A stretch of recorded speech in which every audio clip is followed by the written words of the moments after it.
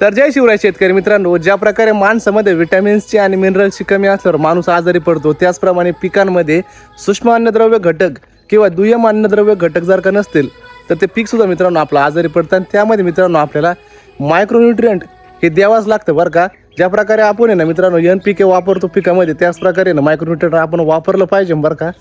सध्याची पिकाची कंडिशन मित्रांनो आपली अशी आहे, एकदम हिरवगार रोप तुम्हाला दिसत असेल सगळीकडं. तर त्यामध्ये मित्रांनो आपण सध्या आहे ना हे रेक्झोलिन वापरतोय.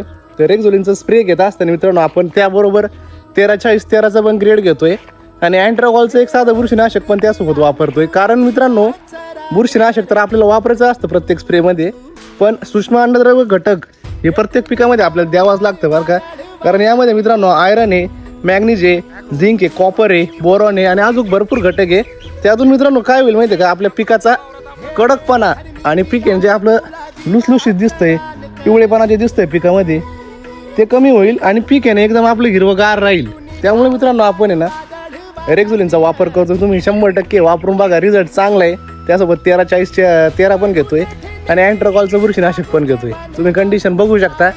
आणि थोड्या दिवसात रोप आपलं लागवडीला येणार आहे. त्यामुळे ना मित्रांनो आपल्या व्हिडिओ लाईक करून घ्या. तुम्ही आता रोप टाकला असेल का नसेल ते कमेंटमध्ये सांगा.